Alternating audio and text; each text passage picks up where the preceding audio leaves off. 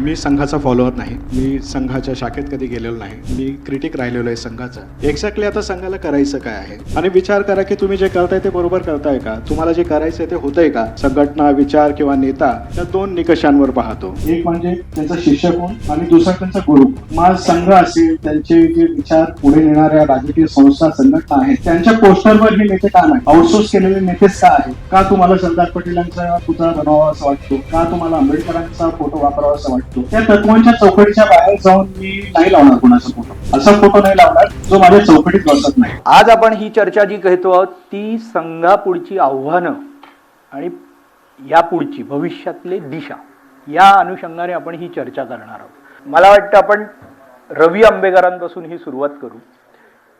संघाला 100 वर्ष पूर्ण झाली. संघाच्या या वाटचालीकडे तुम्ही कसं पाहताय आणि संघापुढची भविष्यातली आव्हानं जी आहेत ती तुमच्या नजरेतून तुम्ही, कारण आता तरुणाई पण पुढे बघायची आहे आणि संघाची पुढची वाटचाल पण, तुम्ही संघाला पण कव्हर करत आलेला आहात पत्रकारितेच्या माध्यमातून, आपण सर्वांनीच कव्हर केलं आहे. पण जेव्हा लोकांपुढे संघ पत्रकारांच्या मांडणीतून येतो आणि जो प्रत्यक्षात आहे याच्यात तुम्ही कसं बघताय संघाकडे आणि संघाच्या या भविष्यातल्या आव्हानांकडे. आव्हानांच्या बाबतीमध्ये आढावा आता मला वाटतं हळूहळू आपण घेऊ. मला असं वाटतं की एखादी संस्था, संघटना 100 वर्ष चालते, एखादा विचार 100 वर्ष चालतं, त्यावेळेला अशा पद्धतीने आपण ज्याला सिंहावलोकन म्हणतो ते फार आवश्यक आहे. आणि हे करत असताना मी संघाचा फॉलोअर नाही, मी संघाच्या शाखेत कधी गेलेलो नाही, मी क्रिटिक राहिलेलो आहे संघाचा. आणि ह्या सगळ्या भूमिकांमधून मी ज्या वेळेला बघतो तर त्यावेळेला एखादी विचारसरणी इंडोर्स करण्याच्या ऐवजी मी त्याच्या बाबतीमध्ये थोडंसं चिकित्सक पद्धतीने पाहतो की एक्झॅक्टली आता संघाला करायचं काय आहे. तुम्ही थोडा ब्रेक घ्या, उसंत घ्या, श्वास घ्या आणि विचार करा की तुम्ही जे करताय ते बरोबर करताय का, तुम्हाला जे करायचं आहे ते होतंय का, तुम्ही जिकडे जाऊ पाहताय तिकडे जाताय का. आणि ज्या विचारांच्या अनुषंगाने तुम्ही एखादी संस्था, एखादा विचार सुरू केलेला आहे तर नेमकं तुम्ही त्या मार्गावर आहात का. मी एखाद्या संस्था, संघटना, विचार किंवा नेता या दोन निकषांवर पाहतो. एक म्हणजे त्यांचा शिष्य कोण आणि दुसरा त्यांचा गुरु कोण. आता संघाचा शिष्य जर आपण बजरंग दल म्हणून ओळखणार असू तर मला असं वाटतं की त्यांचे अनालिसिस व्हायला पाहिजे. या शिष्यांचे अनालिसिस ज्या वेळेला होईल त्यावेळेला संघाचे अनालिसिस होईल.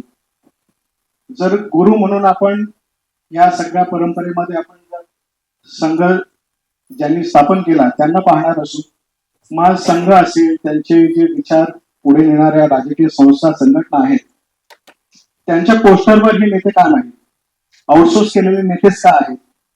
का तुम्हाला सरदार पटेलांचा पुतळा बनवावा असं वाटतो, का तुम्हाला आंबेडकरांचा फोटो वापरावा असं वाटतो. मूळ आपण, मी ज्या संस्थेमध्ये काम करतो त्या संस्थेचे जे विचारधारा आहेत, त्या संस्थेची जी मार्गदर्शक प्रणाली असेल किंवा तत्व असेल, त्या तत्वांच्या चौकटीच्या बाहेर जाऊन मी नाही लावणार कोणाचा फोटो. मी माझी संस्था उद्या बंद पडायला आली तरी मी नाही लावणार एखादा असा फोटो नाही लावणार जो माझ्या चौकटीत बसत नाही.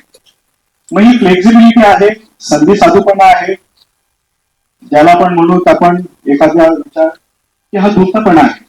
मला असं वाटतं की अनुषंगाने सुद्धा मी या सगळ्या दृष्टिकोनातून पाहतो आणि मला जेव्हा या सगळ्या प्रश्नांची उत्तर मी शोधण्याचा प्रयत्न करतो त्यावेळेला मला असं वाटतं की एक कधी कधी वैचारिक गोंधळ असू शकतो, इनोसन्स असू शकतो किंवा धूर्तपणा असू शकतो.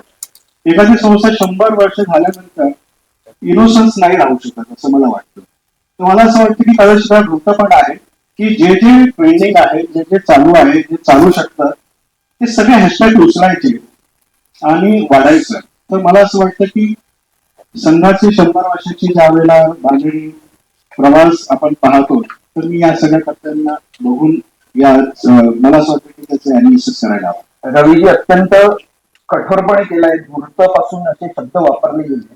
तर आपण आता मला वाटतं चालू शकतं. हा नाही, लोकशाही याचाच अर्थ लोकशाही अस्तित्वात आहे आणि तुम्ही इथे व्यासपीठावर मुक्तपणे हे मत मांडू शकताय हे लक्षात घेतलं पाहिजे आपण सर्वांनी.